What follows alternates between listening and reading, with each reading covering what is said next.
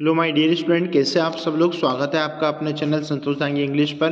प्यारे बच्चों, आज हम आपको क्लास 10th की जो इंग्लिश है हाफ ईयरली एग्जामिनेशन, उस हाफ ईयरली एग्जामिनेशन के बारे में संपूर्ण डिटेल जानकारी आज इस वीडियो के माध्यम से हम आपको बताएंगे। ठीक है, तो यहाँ पर किस किस प्रकार के प्रश्न 2021 और 22 के पेपर में आपको बता रहा हूँ। तो यहाँ पर आपको किस किस प्रकार के प्रश्न लास्ट टाइम में पूछे गए थे, ठीक सेम टू सेम इसी पैटर्न पर बच्चों आपको अर्धवार्षिक परीक्षा 2022-23 सेशन का प्रश्न पत्र देखने को मिलेगा। ठीक है, तो आइए जान लेते हैं प्रश्न पत्र किस प्रकार के प्रश्न यहाँ पर पूछे गए थे। यहाँ पर पहला आपको अनसीन पैसेज देखने को मिलेगा, तो आप अनसीन पैसेज की तैयारी कर लीजिए। मैंने यहाँ पर ऑलरेडी इस पेपर को सोल्व कर रखा है, तो यहाँ से आप चाहो तो फटाफट इसके स्क्रीनशॉट ले लीजिए। पहले प्रश्न का ए है, दूसरे का भी ए है, तीसरे का आपका सी ऑप्शन आ रहा है, चौथे का आपका बी ऑप्शन है और उसके बाद में पांचवें का आपका डी ऑप्शन है। ठीक है, स्क्रीनशॉट ले लीजिए। उसके बाद में जो दूसरा प्रश्न है बच्चों, यहाँ पर दूसरा प्रश्न भी आपको अनसीन पैसेज का प्रश्न देखने को मिल सकता है।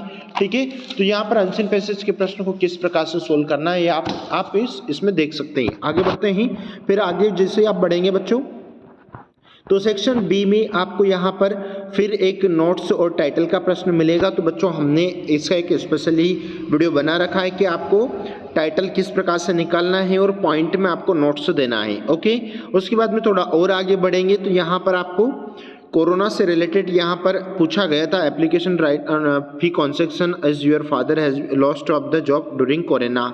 ठीक है, तो यहाँ पर आपको इस प्रकार की एप्लीकेशन पूछी गई थी, उसके ओआर में आपको समर वेकेशन का लेटर पूछा गया था। ओके, आगे देख लेते हैं। यहाँ पर किसी भी एक टॉपिक के ऊपर यहाँ पर इसमें आपका ऐसे पूछा गया था, तो कि आप इस हेतु यहाँ पर आप पढ़ सकते थे इंपोर्टेंस ऑफ इंग्लिश, उसके ओआर में क्वेश्चन पूछे गए थे। ठीक है, ग्रामर सेक्शन बच्चों जान लेते हैं किस किस प्रकार के प्रश्न पूछे गए थे। पहला प्रश्न आपका यहाँ पर work hard you will fail, तो यहाँ पर work hard work but and और आपका यहाँ पर प्रयोग किया गया, तो वर्क हार्ड आप यू, तो यहाँ पर आपका पहले जो प्रश्न है यहाँ पर इसमें ऑफ आ जाएगा। ओके, देख लेते हैं दूसरा प्रश्न यहाँ पर आपके सामने, यानी कि the Ganga is a sacred river, तो आपको यह आर्टिकल का प्रश्न है। तो आर्टिकल के प्रश्न को आपको सोल्व करना है, यानी कि ए आर्टिकल्स का प्रयोग होगा। उसके बाद में आर्टिकल के प्रश्न को देख लेना। आर्टिकल के प्रश्न के बाद में यहाँ पर फ्यू, ए लिटिल, फ्यू और इनका प्रश्न पूछा गया था। ठीक है, तो यहाँ पर आपको इसमें इसका आपका करेक्ट और राइट आंसर बन रहा है, वो बन रहा है आपका, यानी कि ए लिटिल का प्रयोग हो जाएगा, क्योंकि यहाँ पर इसमें बटर आया है। नेक्स्ट क्वेश्चन देखेंगे यहाँ पर, यानी कि ही हैज गिवन स्मोकिंग, तो यहाँ पर 4 आ जाएगा इसमें। ओके, नेक्स्ट यहाँ पर नेक्स्ट क्वेश्चन देखेंगे, तो आप प्रपोजिशन वाले चैप्टर्स को देख लीजिए। We wear mask in covered places, तो इसमें शुड का प्रयोग किया गया है। आगे बढ़ जाएं।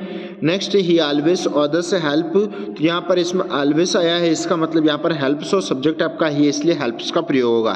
फिर यहाँ पर ड्यूज डायरेक्टेड में किस प्रकार के प्रश्न पूछे गए थे। पहला प्रश्न आपको इंटरोगेटिव बनाना था, तो देख लेते हैं यहाँ पर ड्यूज डायरेक्टेड वाले चैप्टर्स को कि किस किस प्रकार के प्रश्न यहाँ पर आपके बने थे। ठीक है, तो आप आंसर नोट करते जाइए, जान लेते हैं आंसर। पहला प्रश्न को आपको इंटरोगेटिव बनाना था, तो ये आपका पास्ट इंडेफिनिट का सेंटेंस है, तो मैं यहाँ पर आपको इंटरोगेटिव बनाने के लिए डिड लगाऊंगा। डिड के बाद में सी सब्जेक्ट वैसे ही रखूंगा। कट का first second third form cut ही होता है, और उसके बाद में द ट्री लिखूंगा, और उसके बाद में क्वेश्चन मार्क का चिन्ह, ये आपका इंटरोगेटिव सेंटेंस बन गया। She did she cut the tree.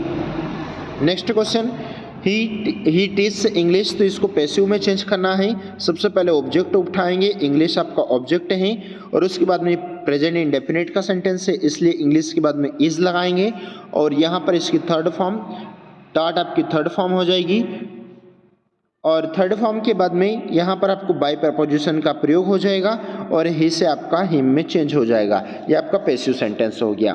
फिर नेक्स्ट देखेंगे, यहाँ पर आपको अनलेस का प्रयोग करना था। रिप्लेस, तो ई हटा दो, उसके स्थान पर अनलेस लगा दो, और उसके बाद में यहाँ पर सेंटेंस में सब्जेक्ट में आपको डू नॉट, सब्जेक्ट के बाद में डू नॉट दे रखा है, तो इसको हटा दो, यानी कि unless you come on time, ठीक है, comma the teacher will not punish you, आपका आंसर बन जाएगा।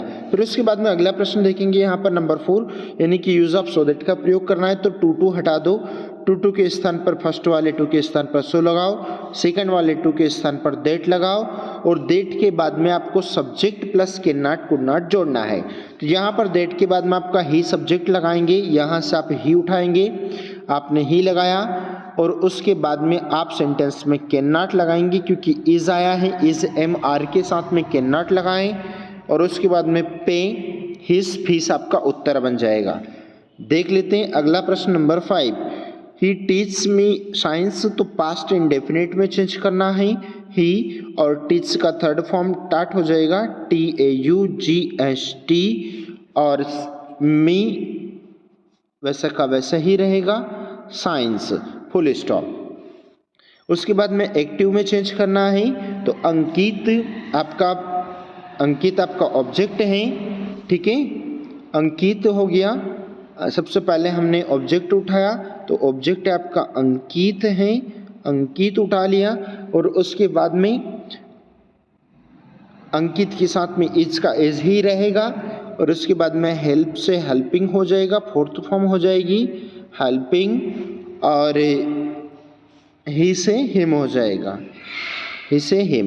ये आपका आंसर बन गया, ठीक है। इस प्रकार के बच्चों यहाँ पर ऑब्जेक्टिव प्रश्न, तो ऑब्जेक्टिव के मैंने अलग से वीडियो बना रखे हैं, आप वहाँ से जरूर देखें। पहला प्रश्न आपका the lesson his first flight is about to a seagull, B option सही हो जाएगा। Who is the poet of the poem Amanda, तो रॉबिन कैलिन ने लिखी है। According to the Nelson Mandela what is the greatest wealth of nation, तो pupil, C option सही हो जाएगा। In the story black aeroplane What was the name of the aeroplane that the pilot was flying, तो Dakota के लिए उसने अपने plane की शुरुआत की थी, फ्लाइंग किया था।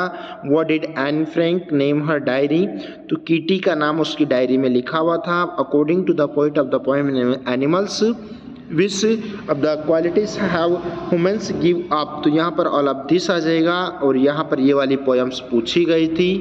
आप इस पोएम से रिलेटेड 1 2 3 4 बार एक नज़र देख लें और उसके बाद के बाकी के ये रहे आपके बाकी के शेष प्रश्न, कहाँ से किस किस प्रकार के क्वेश्चंस आपके पूछे गए थे। आई होप आपको ये सारे की सारी बातें समझ में आई होगी। इस तो बच्चों आपके मन में अभी भी कोई डाउट है, कोई क्वेश्चंस हैं तो आप हमें कमेंट बॉक्स में कमेंट करें। श्योर है हम आपका रिप्लाई देंगे और आपका जरूर से हम सफलता तक पहुँचाएंगे। हमारा प्रयास से आपकी सफलता है। मिलते हैं नए वीडियो के साथ में, तब तक के लिए जय Hind, Vande Mataram, thank you so much.